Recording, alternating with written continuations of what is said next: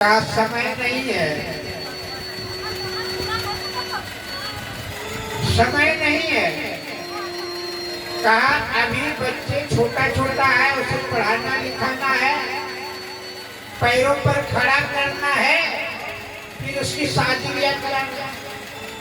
जैसे हमारे बलराम बाबू अब संसार में नहीं है, नहीं, मगर इन्होंने अपने जीवन में सत्संग करते थे। कहीं सत्संग होता था तो जाते थे, वो मित्र नहीं जाते थे।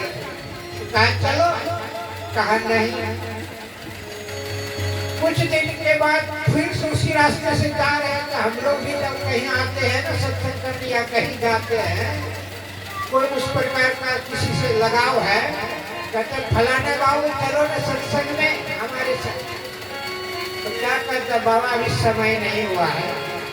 सत्संग भजन करने का समय चौथापन में है। चौथापन किसको कहते हैं?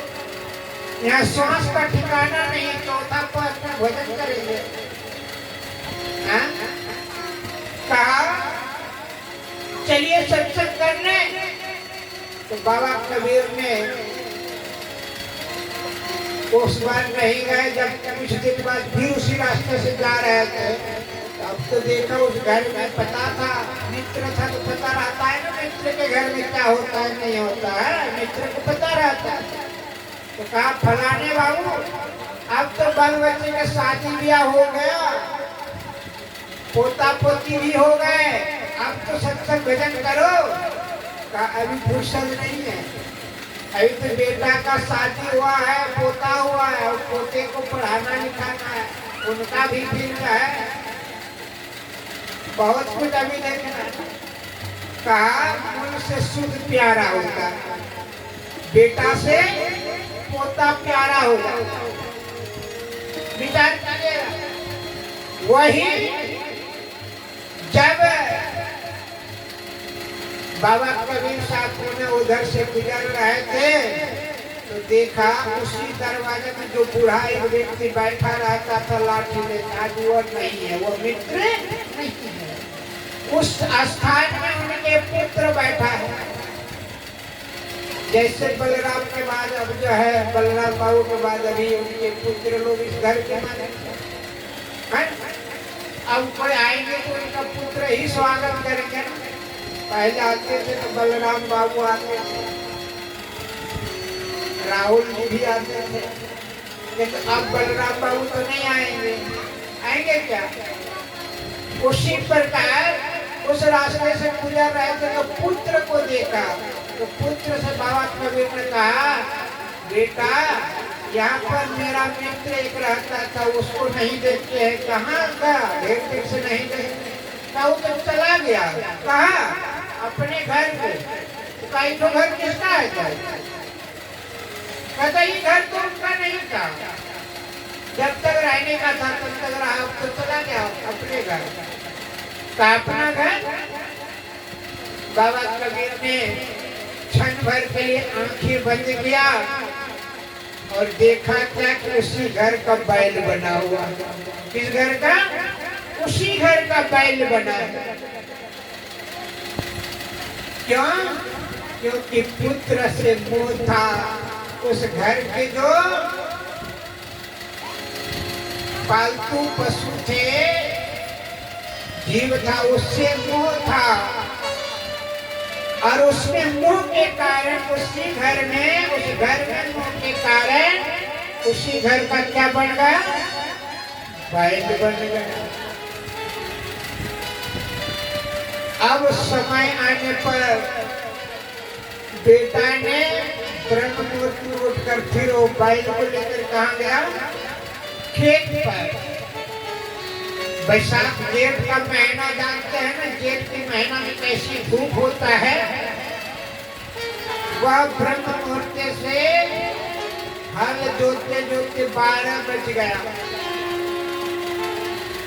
अब बैल भी भूखे और प्यासे हैं और पाके पाक घूमते घूमते थक गए। अब कह रहा है कि बेटा प्यास लगा, थोड़ा पानी पिला दो।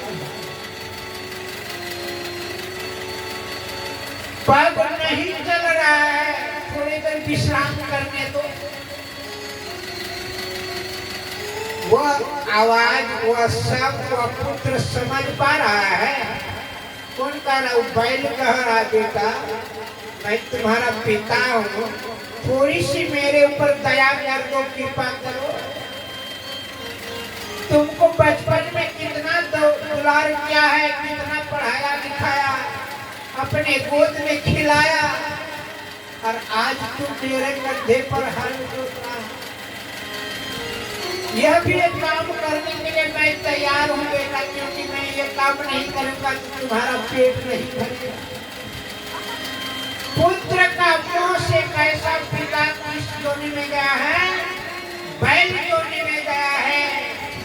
अब पिता को प्यास लगा है तो पुत्र को पता नहीं है, भूख लगा है तो पता नहीं है। अब पाके पाके चल रहा है। पिता ने अब थक जब गया, अब चलने का क्षमता नहीं तो गया बैठ।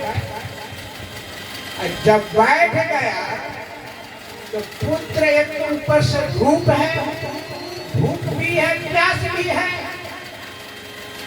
ऊपर से बैल को 2-4 डंडे पड़ गए। फिर कहा हंसता पछता के उठा, फिर 2-4 डेग गया, फिर जाकर गया पर पुत्र ने फिर डंडा लगाया। क्या पिता ने पुत्र को मारा है? यदि जोरों से लाठी उठाते भी हैं तो पीठ पर जाते जाते शांत हो जाता है। क्रोध उसे अपने रास्ते पर लाने के लिए पिता ने क्या किया नहीं किया? अंगुली पकड़कर चलने सिखाया, बोलने सिखाया, हाथ पकड़कर पाठशाला ले गया पढ़ने के लिए नहीं, और वहां गुरुजी ने शिक्षा दिया, उस शिक्षा का अमल नहीं करके पिता ने क्या किया? बच्चे जब नहीं नाकुल नुकुल करता है ना, तो थोड़ा सा भय दिखाने के लिए दुलार से, प्यार से फटकारने का प्रयास करता है, ताकि डर जाए और किसी तरह अपनी शिक्षा ग्रहण कर ले। विचार कीजिए। ले राम के नाम सवेरे उठी, ले राम के नाम सवेरे उठी, ले राम के नाम सवेरे उठी, ले राम के नाम सवेरे उठी, करबे गुरु के प्रेम सवेरे उठी, ले राम के नाम सवेरे उठी, ले राम के नाम सवेरे उठी, ले राम के नाम सवेरे उठी, करबे गुरु के प्रेम सवेरे उठी, करबे गुरु के प्रेम सवेरे उठी।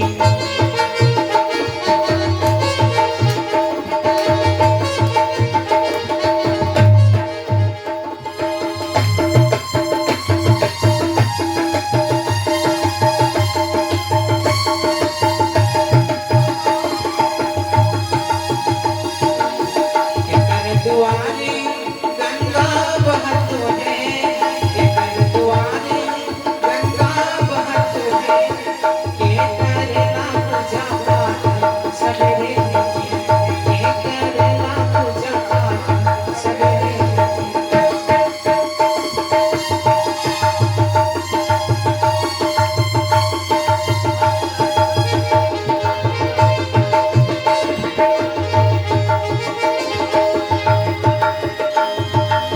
राम के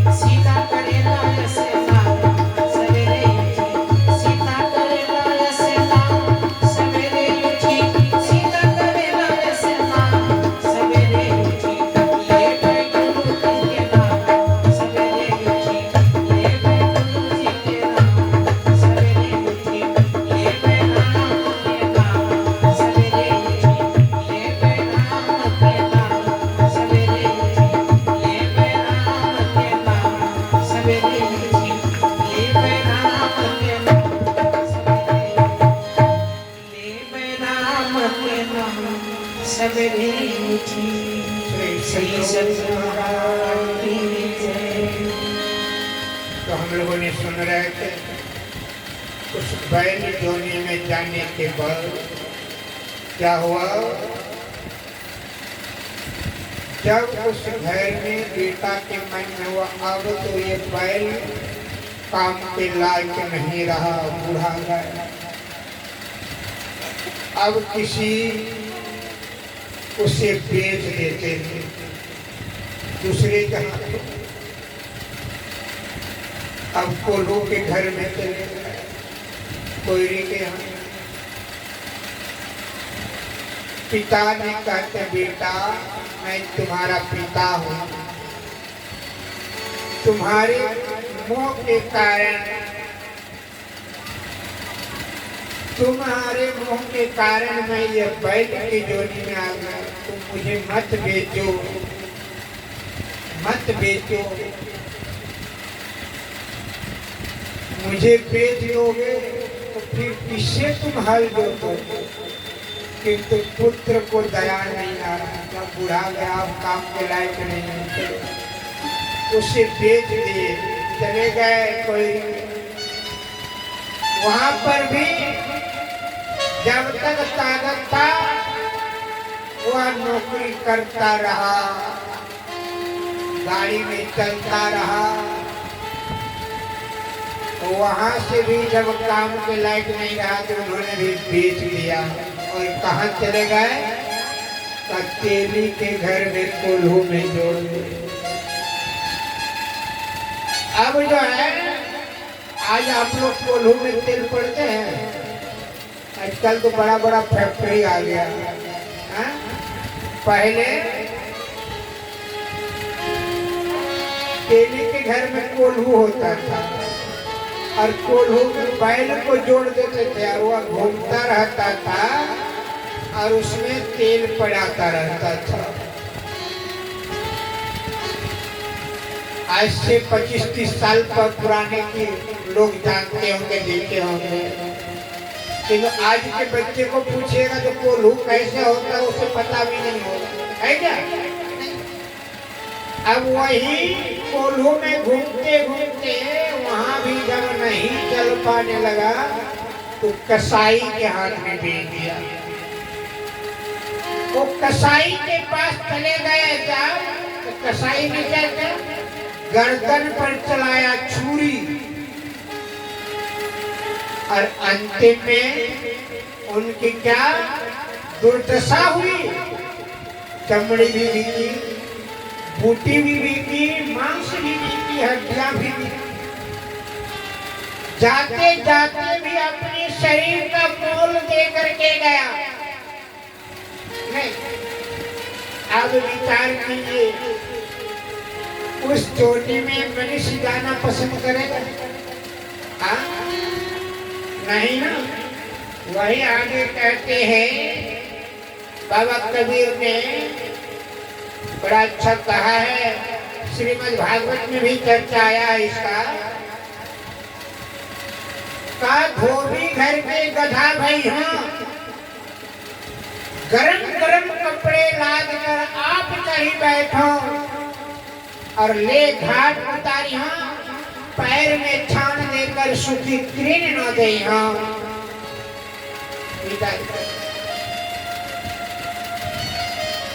अब उस रास्ते से धोबी जिस रास्ते से घाट पर ले जाते थे गधे को, वह गधा जा ही रहा था। बरसात का समय आ गया, चार पैर फंस गए। श्रीमद् भागवत में चर्चा है, जो भगवान शिव ने जब अमर कथा सुना रहे थे ना, किसको? माता पार्वती को। उस अमर कथा को सुनने के लिए भगवान शिव ने क्या कहा था कि तुम हुंकारी भरते रहना और नहीं तो मैं इधर कथा सुनाता रहूंगा और उधर तुम सो जाएगा,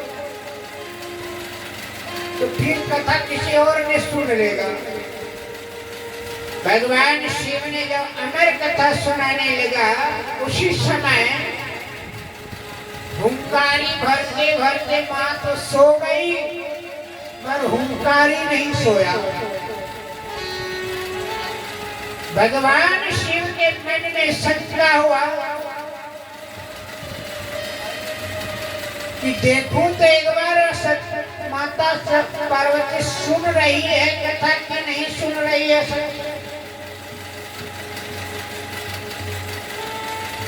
ब्रह्म तत्व कथा को थोड़ी देर के लिए बंद करके जैसे देखा तो देखा मां तो सो गई है। फिर ये हुंकारी की आवाज कहाँ से आ रहे हैं? तो चारों तरफ झांकते झांकते एक वृक्ष का खोडर में देखा एक सड़ा हुआ अंडा बिरला बन गया है। वहीं से हुंकारी की आवाज आ रहा है। तो सारे ब्रह्म ज्ञान को उन्होंने सुन लिया, ब्रह्म तत्व ज्ञान वो तो अमृत हो गया। कथा रूपी अमृत को पान करके वो अमृत हो गए। अब जो है भगवान शिव ने उनके पीछे त्रिशूल को छोड़ दिया। वही भागते कहाँ चले गए? कृष्ण तो पैन की पत्नी धर्म पत्नी दरवाजे में बैठकर दवाई ले रहा था, उसी समय उनके मुंह में प्रवेश कर गया। जैसे मुंह में प्रवेश किया चले गए उधर में गर्भ में। कहते हैं शास्त्र में चर्चा है कि 12 साल तक रह गए उसमें, 1-2 साल की बात नहीं। यहाँ तो 9 महीना 10 दिन में माँ का नकोदम होता है। वहाँ कहते शास्त्र में 12 साल तक माँ के गर्भ में रहा। अब विचार कीजिएगा उस माँ को कितनी पीड़ा हुआ होगा, कितनी दुख हुआ होगा, दर्द हुआ होगा। कृष्ण तो पाए में कहा हाथ जोड़ते हुए कि पुत्र तुम बाहर आ जाओ, बाहर आ जाओ। माँ को बड़ी कष्ट हो रही, बड़ी पीड़ा हो रही है।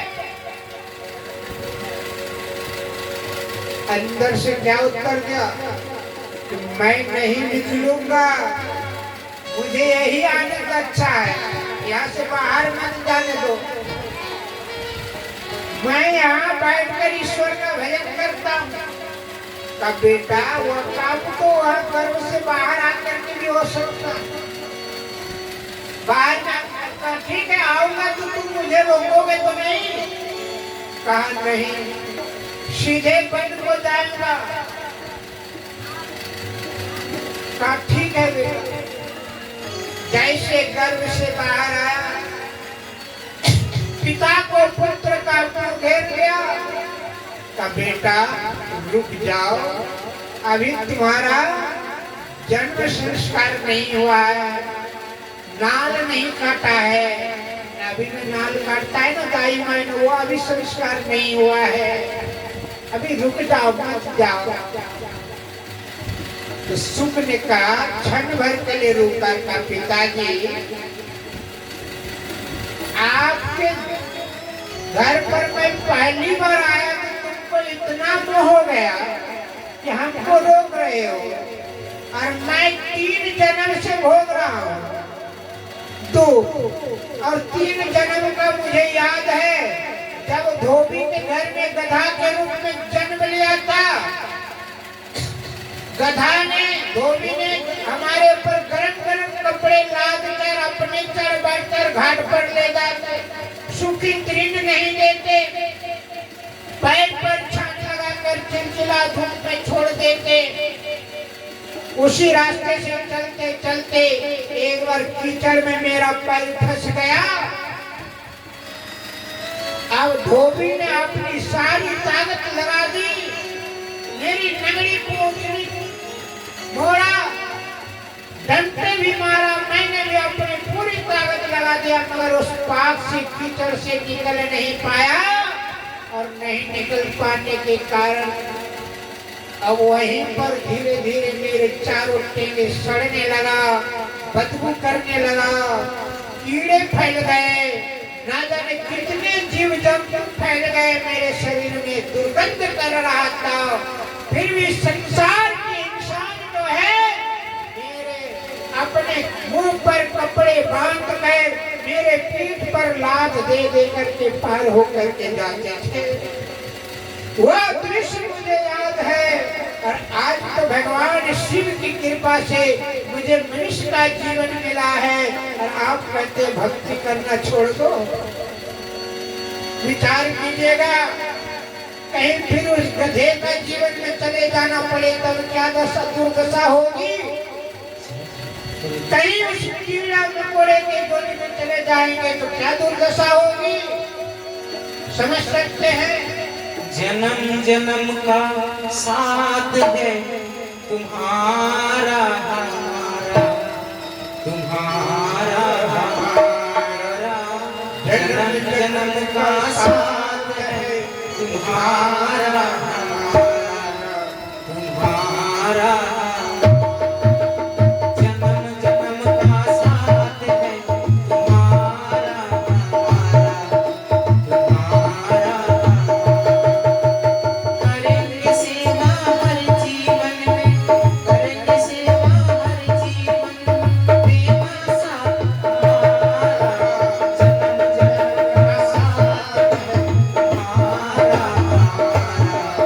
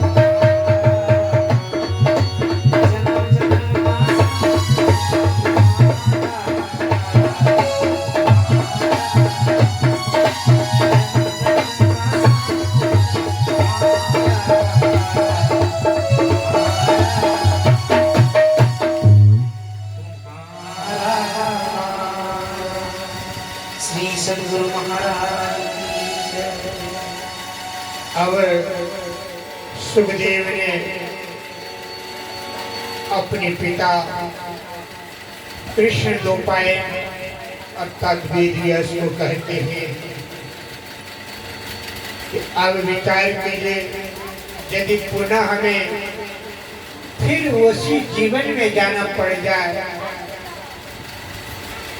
तो फिर कितना दुख होगा। इसलिए अब तो मनुष्य का जीवन मिला है, कम से कम ईश्वर की कृपा से, परमात्मा की कृपा से 84 लाख जीवन से भटकते भटकते नर्तन मिला है।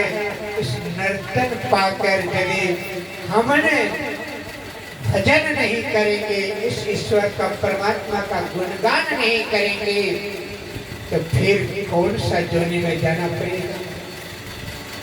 वही कहते हैं आज हम लोग क्या करते हैं, यह जो जीवन मिला है, विचार कीजिएगा, ये श्राद्ध कर्म है। ये तेली समाज में एक परंपरा बड़ा गड़बड़ है, बुरा नहीं मानिएगा। क्या गड़बड़ है? ये श्राद्ध कर्म 12-10 दिन तक खूब बढ़िया से पालन करता है।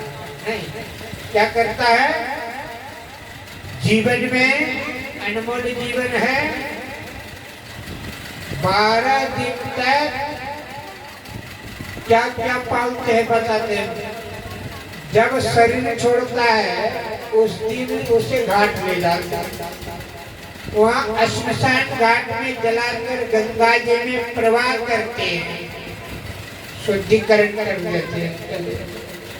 गंगा में देना, प्रवाह करना उनके जीवन का उद्धार का काम है। उनके बाद जब करता जिसने यह काम किया, हुआ क्या करता है, उसी जगह से खाली पैर चल करके आता है, चप्पल को त्याग देता है, वस्त्र को त्याग देता है। एक सन्यासी जिस प्रकार रहता है उसी प्रकार बिस्टी पहनता है, बिस्टी पहन के रहता है। कितने दिन? 10 दिन, 10 दिन तक। और जैसे पंडित जी को बुलाते हैं शुद्धिकरण करने के लिए, और जैसे आते हैं शुद्धिकरण होता है, फिर वस्त्र चेंज होता है, 10 पिंड बनाते हैं, रहते हैं। तो हल्दी नहीं, नमक नहीं, तेल नहीं। नमक भी खाना है तो कौन सा नमक? सिक्का नमक। शरीर में तेल नहीं लगाना है, वस्त्र नहीं पहनना है। जो कोपिन फाड़ करके लाया गया है ना घाट से, वही कोपिन बदलना। 10 दिन में पिंडदान होता है। पंडित जी को बुलाते हैं शुद्धिकरण करने के लिए, पिंडदान, पिंड पातेना। अब जो है पंडित जी वेद मंत्र का पाठ करता है, और पाठ में कई श्लोक है वो अभी पाठ करते हैं, और उनके साथ साथ क्या करते हैं, आपका पूर्वज का भी याद दिलाता है। जम्बूद्वीपे आर्यवर्ते भरतखंडे, भरतखंडे जम्बूद्वीपे आर्यवर्ते बोलते हैं ना। ये कौन है? भरतखंडे। ये हम जो पूर्वज है, ये संसार में जितने रहने वाले सबका पूर्वज भरतखंड है। ये धरती माँ किसका खंड कहा जाता है? भारत भूमि है ना। भरतखंडे जम्बूद्वीपे आर्यवर्ते, ये जो समाज है, ये कौन सा व्रत है, कौन सा समाज है? आर्य समाज, अर्थात शुद्ध शाकाहारी समाज है, शुद्ध शाकाहारी समाज है। ये हमारे जजमान को पुरोहित ने याद दिलाते हैं, और क्या करते हैं? याद दिलाने के बाद कहा आप अपना गोत्र का नाम लीजिए। मनी मन बोलता है कि नहीं? गोत्र का नाम याद दिलाता है। आप अपने मने मने अपना गोत्र का नाम याद करते हैं। अब नाग गोत्र है तो नाग गोत्र, कैसर गोत्र है तो कैसर गोत्र, शांतिन गोत्र है तो शांतिन वशिष्ठ गोत्र है तो वशिष्ठ, दधीची गोत्र है तो दधीची, श्रृंगी गोत्र है तो श्रृंगी। इस प्रकार से अपने गोत्र का नाम याद करते हैं। उनके बाद कहते आपसे जो आज का 7वां पीढ़ी का जो पूर्वज है उनका नाम लीजिए। वह भी दिलाता है ना, 7 पीढ़ियों का नाम आप अपने मन लेते हैं, अपने नाम उसमें जोड़ते हैं। इतना कर्म करने के बाद पंडित जी एक मंत्र और बोलता, प्रेतस्य मुक्त भव। आपका जो पुरोहित है वो क्या कहता, प्रेतस्य मुक्त भव। प्रेत योनि में आत्मा यदि चले गए हैं तो उसका मुक्ति हो जाए, यदि पशु जीवन में चले गए तो उससे भी मुक्ति हो जाए, और पुनः कहा है वैकुंठ लोक चले जाए। आवागमन सम दूजा है नहीं कोई, इसके निवारण के लिए क्या करना चाहिए, प्रभु भक्ति करनी चाहिए। जितने मनुष्य तनधारी है, किसी जाति और पंथ का नाम लिया क्या, किसी संप्रदाय का नाम लिया क्या, नहीं। जितने मनुष्य तनधारी है, चाहे वह स्त्री हो चाहे पुरुष हो, चाहे वो ईसाई हो चाहे इस्लाम हो, चाहे वो डम हो चाहे चमार हो, चाहे ब्राह्मण हो चाहे क्षत्रिय हो चाहे शूद्र हो, सब कोई भक्ति किसका कर सकते हैं, ईश्वर का। ईश्वर की भक्ति के बिना मुक्ति नहीं है। अब विचार कीजिए, इतना कुछ करने के बाद भी धुंधकारी कैसा था, आत्मदेव ब्राह्मण का पुत्र था ना। ये आप लोग श्रीमद् भागवत में सुने हैं इस कथा को, मैं कथा में नहीं जाता हूँ, सार तत्वों को कहता हूँ। धुंधकारी बड़ी अत्याचारी था, यह भी जानते हैं, और उनका माँ का नाम धुंधली भी था। आत्मदेव ब्राह्मण ने अपने पुत्र के लिए, संतान के लिए ना जाने कौन कौन तीर्थ यात्रा में गए, मगर वह फलीभूत नहीं हुआ। कौन कौन देवी देवताओं से नहीं मानत किए, सबसे किए, मगर फिर भी फलीभूत नहीं हुआ। तो कहावत है, जो न करे लकीर सो करे फकीर, होई न देव ऋषि मिथ्या वाणी। अंतिम आत्मदेव ब्राह्मण ने कहा अपने को, चारों तरफ से जब नहीं मनोकामना पूर्ण हुआ, तब सोचा अब अपनी यह शरीर जो है किसी जीव जंतु के हाथ में लग जाए, और ईशा कहकर वो जंगल की ओर, वन की ओर जाने लगा। जाते जाते थक गए, रास्ते में एक सरोवर मिला, वहां पर प्यास लगा था, चलो प्यास थोड़ा पानी पी लेता हूँ, और पानी पिया तो थोड़ी आलस आ गया, तो सरोवर के बगल में वृक्ष था, वहां लेट तो नींद आ गई, सो गए। जैसे जगा तो वहां एक महात्मा आए थे नहाने के लिए, सरोवर में जाने ही वाला था, नहा करके कि आत्मदेव ब्राह्मण के ऊपर दृष्टि पड़ गई। कहा महाराज तुम तो अच्छे घरे के लगते हैं, अच्छे घराना का लगते हैं,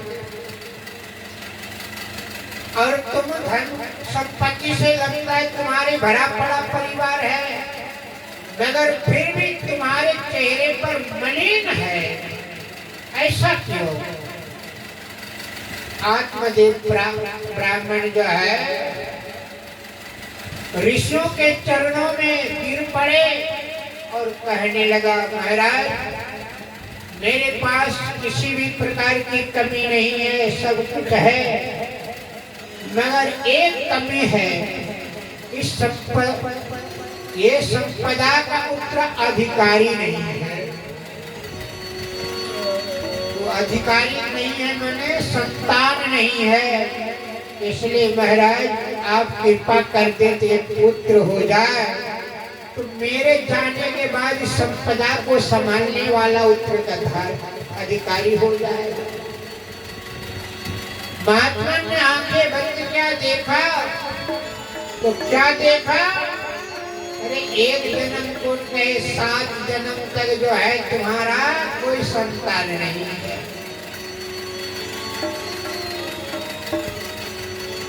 यही बात कहा आत्मदेव ब्राह्मण ने कहा, मैंने सुना है जो न करे लकीर, जो ब्रह्मा का लिखा हुआ लकीर नहीं करता है वह सुनते हैं कि फकीर कर देता है, अर्थात एक महात्मा कर सकता है। वो हीनोदेव ऋषि मिथ्यावाणी। महाराज आपकी कृपा हो जाए तो ब्रह्मा का लिखी हुई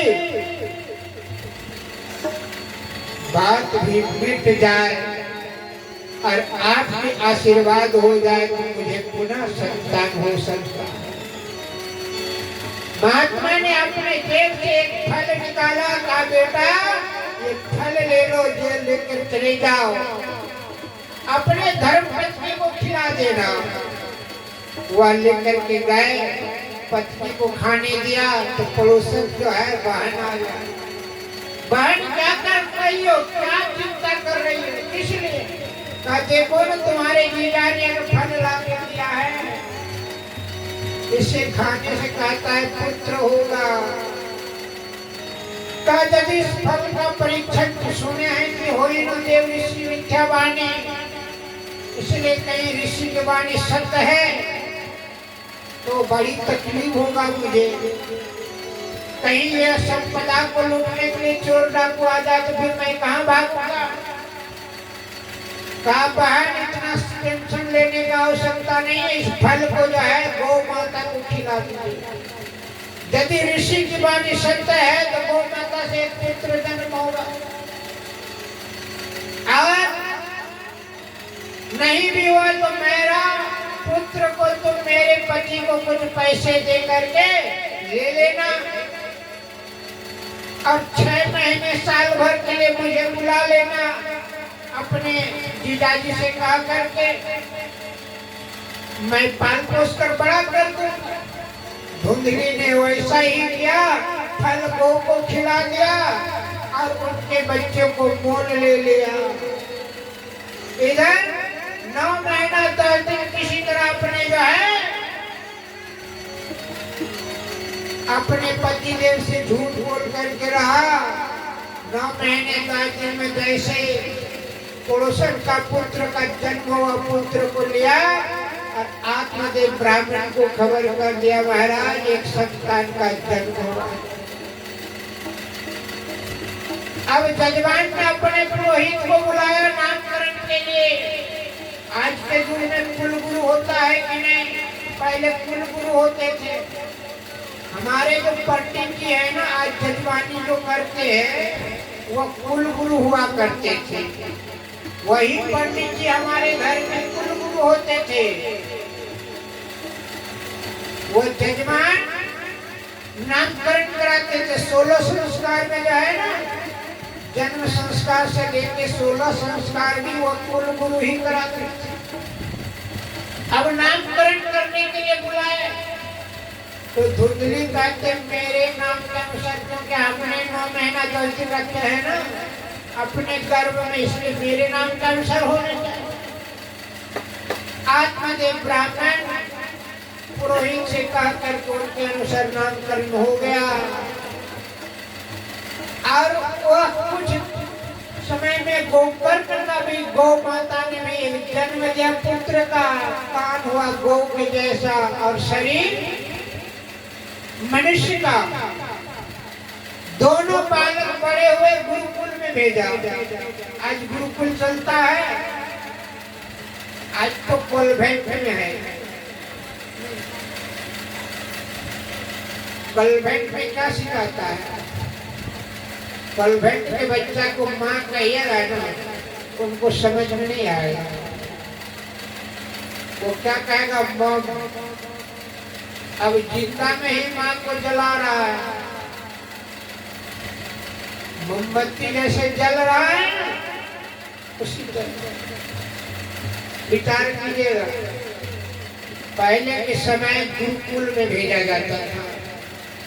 गुरुकुल में क्या शिक्षा मिलता था? प्रातः काल उठ रघुनाथ, माता पिता गुरु नवाई माथा। नहीं, प्रातः काल उठकर क्या करते हैं? माता पिता और गुरु को प्रणाम करते हैं। पर आज के बच्चे करते हैं क्या? कितने बच्चे करते हैं? कितने माता पिता को सिखाते हैं चीज? नहीं ना। किंतु भागवत में चर्चा है, रामायण में चर्चा है, क्या कि प्रातः काल उठकर पहले धरती माँ, फिर माता पिता और गुरुजनों को प्रणाम करना चाहिए। उससे 4 चीजें बढ़ती है। क्या क्या बढ़ती है? आयु, विद्या, बल और समाज में प्रतिष्ठा। ये 4 चीज वृद्धि होती है। जो नित्य प्रति प्रत्येक दिन प्रातः काल उठ करके यदि करते हैं तो उस घर में लक्ष्मी की कमी नहीं होगा, सरस्वती की कमी नहीं होगा, विद्या का कमी नहीं होगा। विचार कीजिएगा। अब जो है धुंधकारी क्या बन गए? धुंधली का पुत्र धुंधकारी चोर बन गए, घर में ही चोरी करने लगा, माता पिता को परेशान करने लगा। अब गोकर्ण गुरुकुल में पढ़ लिख करके विद्वान बन गए। जब पता चला कि धुंधकारी अत्याचार हो गया, गुरुकुल से भाग करके आकर के, तो आत्मदेव ब्राह्मण को गोकर्ण ने आकर के आत्मज्ञान दिया और वन में चले गए भजन करने के लिए। और गोकर्ण चले गए तीर्थ यात्रा में। बचा कौन घर में? माँ और पुत्र। अब धुंधकारी ने अपने माँ को बड़ी पीड़ा दिया, बहुत कष्ट दिया। अंत में सारे संपदा जब माँ के पास समाप्त हो गया तो पुत्र जब आया मांगने के लिए, कहा बेटा अब मेरे शरीर के अलावा कुछ नहीं है, तुमने घर मकान द्वार सब बेच दिया है, केवल मेरा शरीर है, इसलिए अब ये शरीर को जो तुम करना चाहो कर लो। बेटा ने मारकर माँ को मारकर कुएं में डाल दिया। 5 वैश्यों के साथ रमन करने लगा, चोरी करने लगा। नगर में सेठ के यहाँ चोरी किया और चोरी करके जब लेकर के आया तो 5 वैश्याओं के मन में लोभ आया। अरे आज तो धुंधकारी ने बहुत सारे संपत्ति को लूट कर लाया है, किंतु कहीं कोई सिपाही आ जाए पकड़ ले, पता चल जाए तो हम 5 को 5 मारे जाएंगे। ऐसा करो। तो 5 ने मिलकर धुंधकारी को मारना शुरू किया। अब मारते मारते जब नहीं मरा तो जलता हुआ अंगार डाल दिया और उस अंगार मुंह में डाला, जैसे छटपटाते हुए मर गया। उसे क्या क्या ले जाकर उसी कुआं में डाल दिया जिस कुआं में धुंधकारी ने अपने माँ को डाला था। विचार कीजिए, इतना कुछ होने के बाद जब गोकर्ण को पता चला कि अब धुंधकारी भी नहीं रहा तो उनके नाम में श्राद्ध कर दिया। जैसे अभी बलराम बाबू के पुत्रों ने, दोनों पुत्र ने, आज जो है एकादश है ना, आज एकादश पिंड दान किया है। इसमें पंडित जी को दान पुण्य जो करना वो करता ही है, वो तो कर्ता का कर्तव्य है दान करना। दान करने से पुण्य होता है। और जितना आप दान करेंगे उतना ही पुण्य आपको मिलेगा। किंतु उसमें क्या हुआ कि गोकर्ण ने श्राद्ध कर्म वगैरह करके दान पुण्य करके जब लौट करके आए और आंगन में सोया तो तरह तरह का स्वप्न देखने लगा। कभी बकरी तो कभी गाय तो कभी हाथी तो कभी ऊंट तो कभी बैल तो कभी मनुष्य के रूप। गोकर्ण ने कमंडलों से जल ले अभिमंत्रित किया। उस जो आते के सामने उस प्रेत के ऊपर छिड़का, रुक जाओ और तुम बताओ कौन हो जो इस प्रकार से वेश बदल कर आते हो।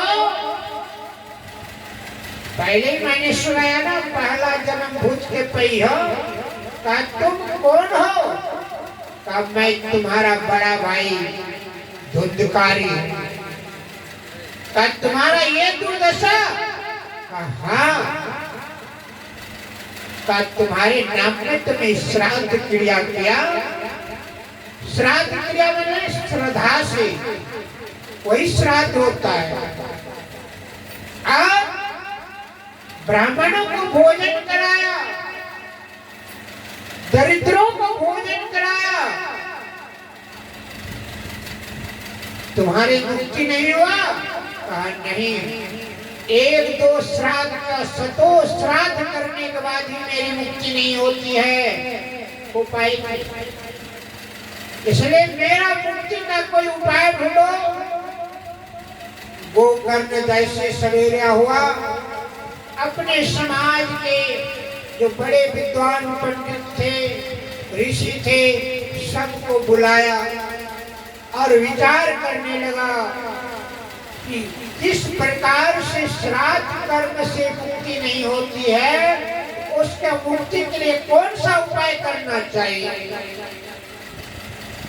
तब बड़े विद्वानों ने, कुछ ऋषियों ने मंथन करके विचार किया कि 7 दिन का सत्संग किया जाए। सत्संग में 7 गांठ का बांस गाड़ दिए, सत्संग चलता रहा। पहला दिन का सत्संग में, पहला समय का सत्संग, पहला गांठ फट गया। इस प्रकार से 7 दिन में 7 गांठ फट गई। वह धुंधकारी सामने दिव्य पुरुष में आए और उनके लिए ऊपर से विमान आया। उस विमान में बैठकर जाने लगा। गोकर्ण का रुक जाओ, यह सत्संग केवल धुंधकारी ने ही नहीं सुना और उन्हें सुना है, उनके लिए विमान क्यों नहीं आया? तो धर्मराज ने विमान लेकर आया तो उन्होंने कहा ये सत्संग से तो धुंधकारी को मुक्ति प्रेत योनि से हुआ और ये अब वैकुंठ लोग जा रहा है। मगर इन्होंने जिस प्रकार से सत्संग को सुना और अपने जीवन में अमल किया, भजन किया, साधन किया। साधन धाम मोक्ष का द्वारा नहीं, साधनों का धाम और मोक्ष का द्वार कौन सा शरीर है? ये मनुष्य जीवन है। इसी जीवन में उन्होंने साधन भजन किया और निर्जल रह करके न हवा पिया, न पानी पिया, न अन्न का ग्रहण किया और इन्होंने जो है मंत्र का जाप किया। मंत्र जाप मन दिल विश्वासा, पंचम भजन वेद प्रकाशा। अति पावन गुरु मंत्र मन ही मन जाप जपो, उपकारी गुरु मानस ध्यान थको, है ना। इस प्रकार से उन्होंने मंत्र को मन ही मन जाप करने लगा। जिस प्रकार पंडित जी कथा कर रहे हैं, मंत्र का उच्चारण कर रहे हैं, उसी प्रकार प्रेत भी मन में श्वास श्वास में नाम सुमरा, मंत्र का जाप किया, उसका मुक्ति हो गया। उसी प्रकार जो भी श्रोता आपकी कथा को सुन रहे थे, उन्होंने इस प्रकार से नहीं किया है और उनका भी मुक्ति यदि कराना चाहते हैं तो पुनः कथा कीजिए और उन व्यक्तियों को कहिए, उन श्रोताओं को कहिए, अति पावन गुरु मंत्र मन ही मन जाप जपो, तुम्हारी गुरु रूप मानस ध्यान रखो।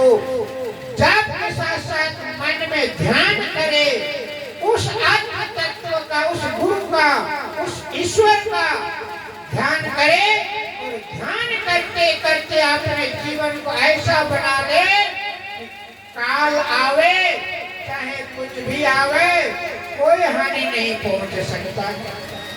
जैसे राजा परीक्षित को तक्षक नाग ने डसा मगर कुछ नहीं हुआ। क्यों? क्योंकि श्रृंगी ऋषि ने समीक मुनि का पुत्र श्रृंगी ऋषि ने अभिशाप दिया था और समीक ऋषि ने राजा परीक्षित को बुलाकर उपदेश किया। उस उपदेश को पालन किया और मंत्र का जाप इतना दृढ़ता से किया उसको जीते जी मुक्ति हो गया। मृत्यु का कोई भय नहीं रहा। जिस प्राणी को अपने जीते जी मुक्ति का आभास होता है उस व्यक्ति को कभी अधोगति नहीं हो सकता है। और इसीलिए जितने भी मानस तत्वधारी हैं सबको अपने जीवन में ऐसा भजन करना चाहिए वो जीते जी मुक्ति को प्राप्त कर ले। श्री सद्गुरु महाराज की जय। और वह तभी हो सकता है जब आप सत्य सद्गुरु के शरण में जाएंगे। जब तक नहीं जाएंगे तब तक नहीं हो सकता। सत्य संग बिना सो मानव जग में यह ज्ञान कहाँ होगा। सत्य संग बिना सो मानव जग में यह ज्ञान कहाँ होगा। सत्य संग बिना सो मानव जग में यह ज्ञान कहाँ होगा। जिस ज्ञान की साधना में जाकर अपना कल्याण कहाँ होगा। सत्य संग बिना सो मानव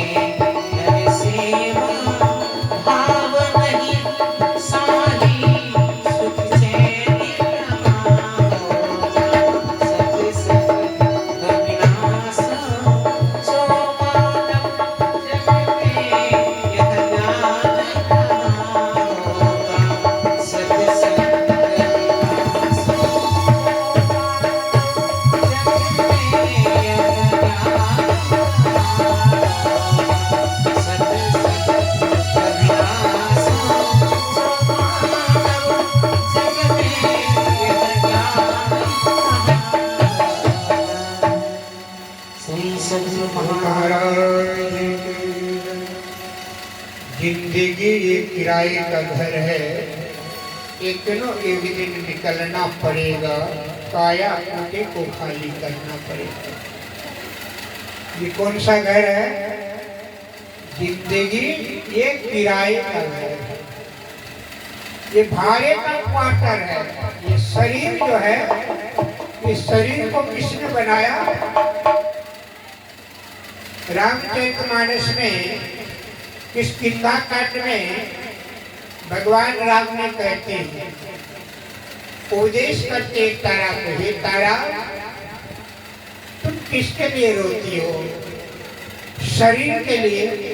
तो शरीर तुम्हारे सामने पड़ा हुआ है, और जब इस आत्मा के लिए रोते हो, इस शरीर के अंदर में जो रहने वाला वो कभी मरता नहीं है, कभी मरता। चाहे उसे अग्नि में जला दो तो न जलता है, न पानी में भीगता है, न तलवार से कटने से कटता है। क्षिति जल पावन गगन समीरा, पंच रचित अधम शरीरा। यह पांच तत्वों से बना हुआ जो शरीर है, ये पांच तत्वों में मिल जाता है।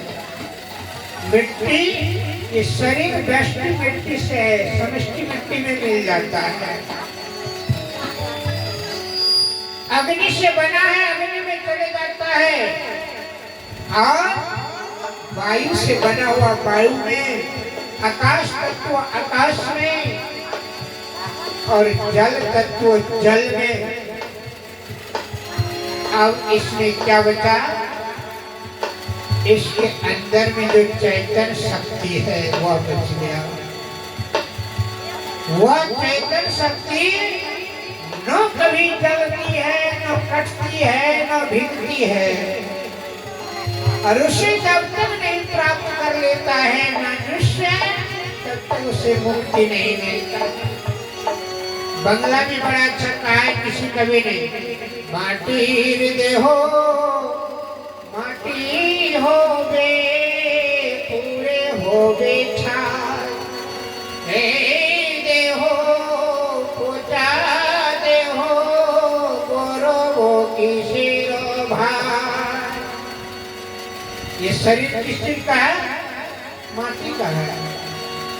नहीं, माटी देहो माटी होवे पूरे होवे छाय, एक देहो पोटा देहो गौरव की शिरो भाई।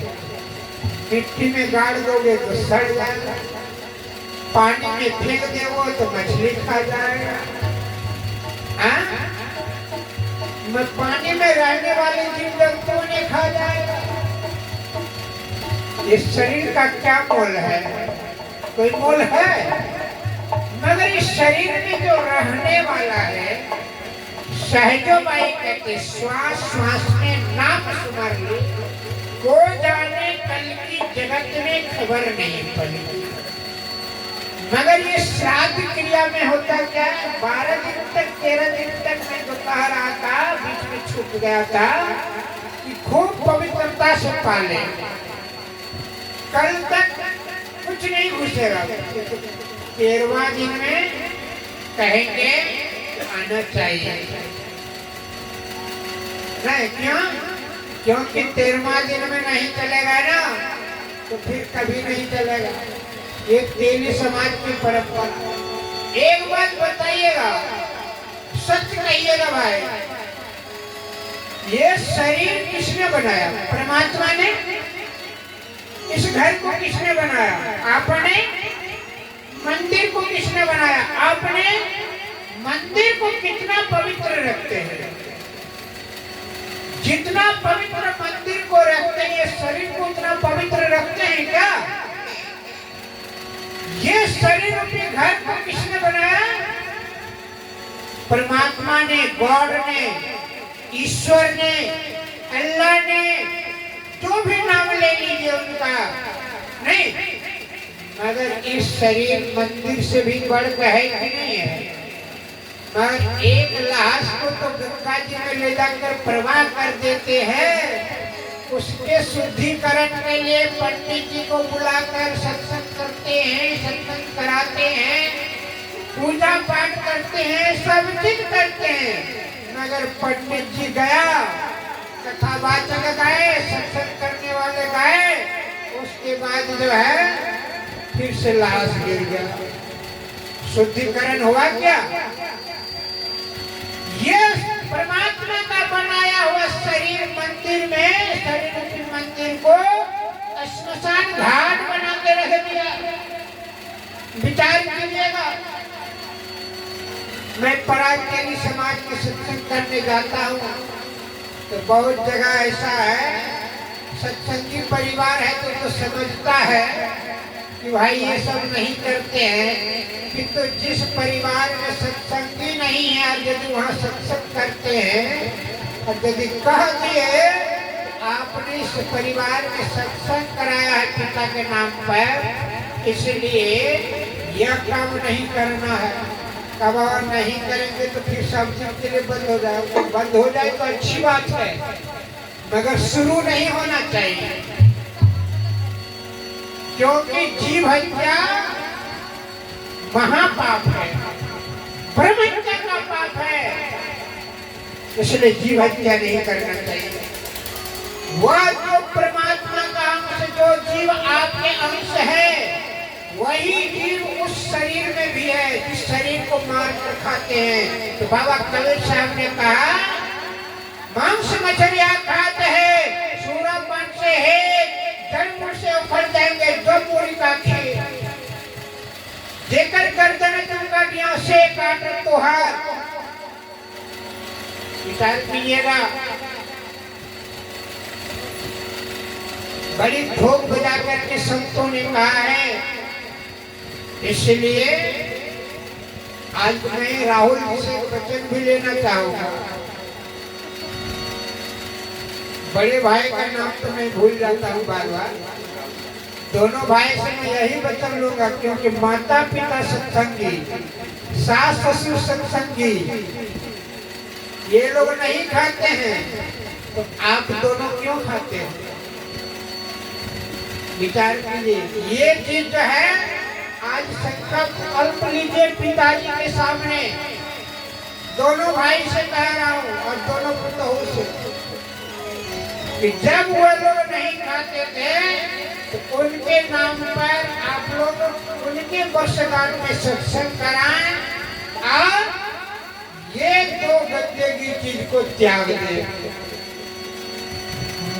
जीव हत्या बलिदान को त्याग दे। यही वचन लेंगे। क्यों? ये यदि आप करते हैं तो वास्तविक में पिता का आप पुत्र नहीं है, पिता पुत्र नहीं है, और यदि उनके अनुसार आप पालन करना प्रारंभ कर दिए तो वास्तविक पुत्र आप कहलाएंगे, और वही श्रद्धा होगा आपका, वही श्राद्ध होगा। और नहीं तो आप कितना दान पुण्य कर लीजिए भाई। माता पिता की आज्ञा के अनुसार यदि आपने नहीं चला, नहीं पालन किया, उनके पथ पर नहीं चला, तो सब श्राद्ध बेकार। भोर भले भोरकवायु चले, उठो सजनियाना, हाय राम उठो सजनियाना, हाय राम भजन के बेरिया निकल जाए छे, करो भजनियाना, हाय राम भजन के बेरिया निकल जाए छे, करो भजनियाना। भोर भले भोरकवायु चले, उठो सजनियाना, हाय राम उठो सजनियाना, हाय राम भजन के बेरिया निकल जाए छे, करो भजनियाना, हाय राम भजन के बेरिया निकल जाए छे, करो भजनियाना।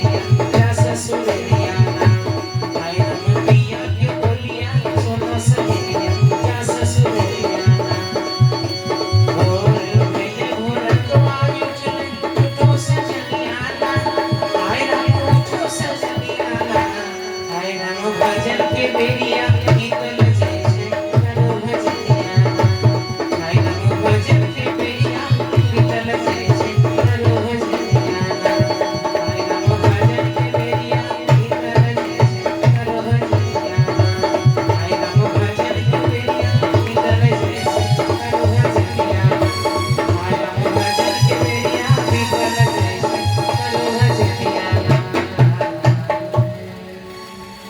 श्री सद्गुरु महाराज की जय।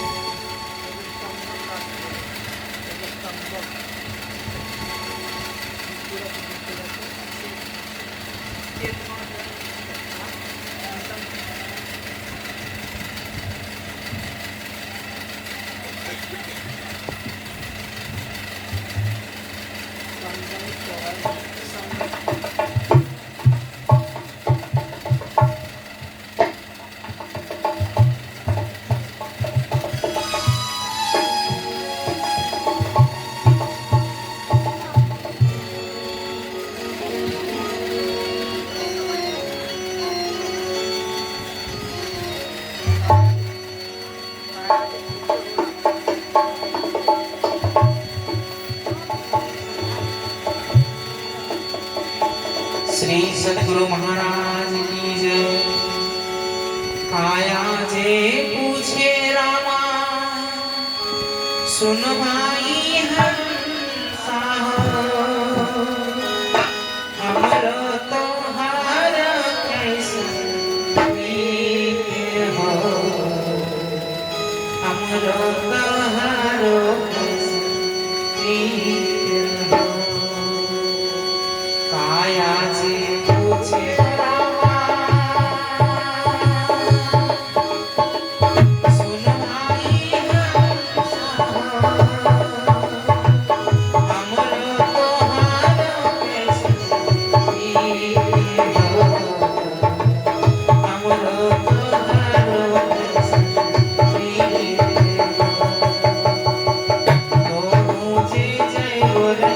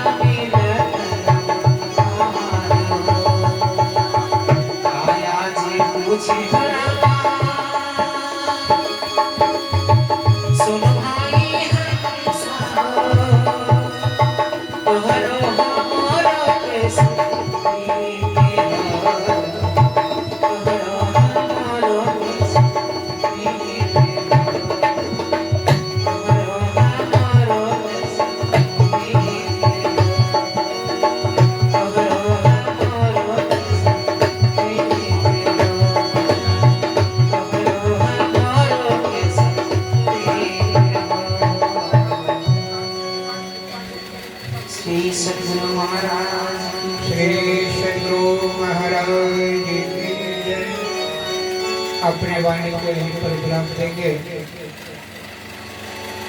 9:30 बजने को है। ईश्वर से और गुरुदेव से प्रार्थना करेंगे।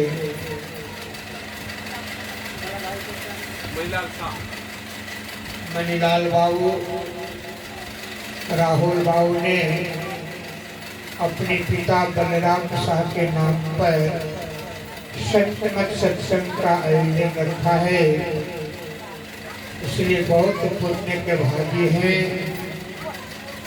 और गुरुदेव से प्रार्थना है,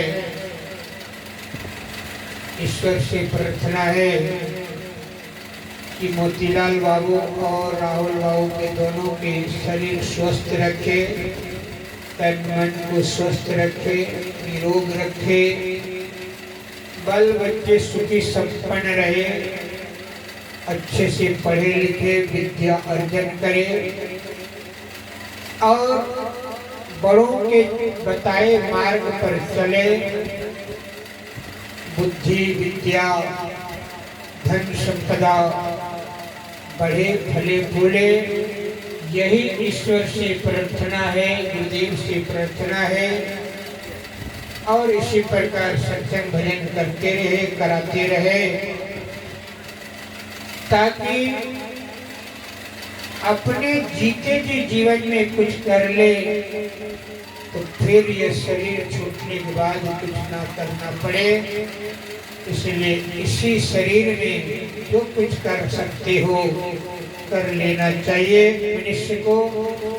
यदि इस जीवन में नहीं किया तो फिर यह जीवन मिले या ना मिले कोई ठिकाना नहीं है। यही ईश्वर से प्रार्थना है कि इन दोनों भाइयों को मेल से रखे, प्रेम से रखे, ईश्वर से प्रार्थना है। और भक्ति भाव से सराबोर रहे। यही कर करके अपने वाणी को विराम देते हैं। आरती के बाद बलराम बाबू के जो भी पुत्र पुत्री पोता पोती नाती सब आकर के पुष्पांजलि करेंगे और अपने पिता से आशीर्वाद लेंगे, ताकि वह यह संसार भले ये शरीर छोड़ गया है मगर वह नहीं गया है, वह कहीं न कहीं है, किसी न किसी अवस्था में है। वह आप सबको देख रहा है और आप जो कुछ भी कर रहा है वह भी देख रहा है। इसलिए उनके नाम पर जो कुछ किए हैं उन्हें तो सुख मिलता ही होगा। और उनके नाम पर सत्संग हुआ है, इसलिए स्वर्गीय बलराम बाबू तो अधोगति में जा नहीं सकता है। भक्ति जहाँ छूटा है वहीं से पुनः बड़े जीवन में आकर भक्ति प्रारंभ करे। मोहिनो देव ऋषि मिथ्या वाणी, यही कह करके अपनी वाणी को विराम देते हैं। श्री सद्गुरु महाराज जी की जय। सत्य हो सत्य हो सत्य हो। आरती संग सत्य गुरु के जय।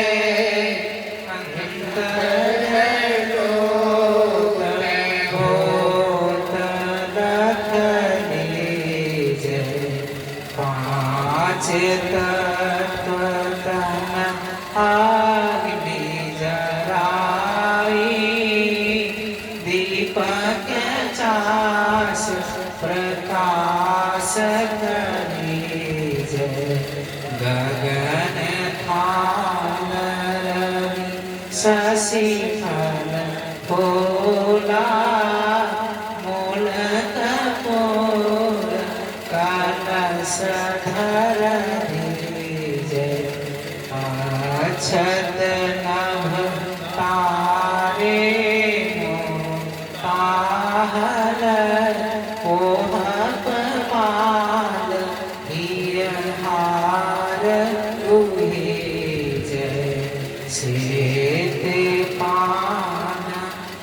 ताहल मिठाई जो चंदन भोग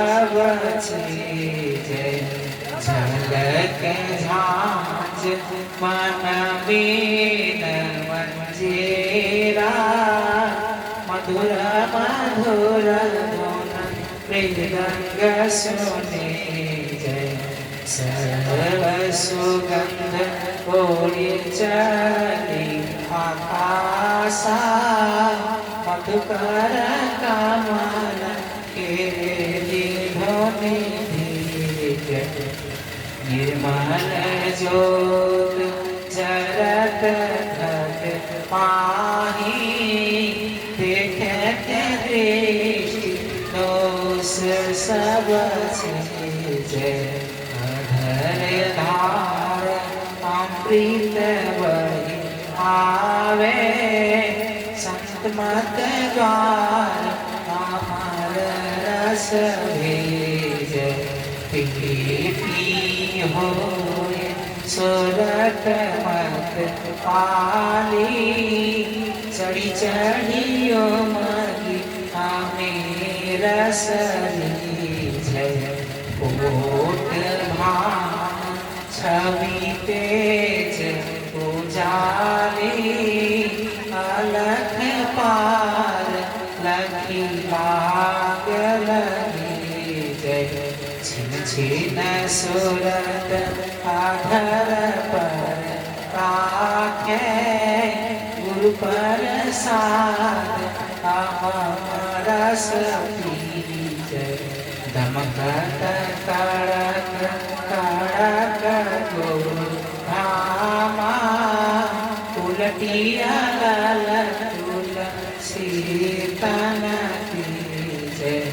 आरती तन मंदिर में की जय दृष्टि जुगल कर सन्मुख जय चमके बिंदु सूक्ष्म अति उज्ज्वल ब्रह्म ज्योति अनुपम जय जगमग जगमग रूप ब्रह्मांडा निरखी निरखी ज्योति तजली जय शब्द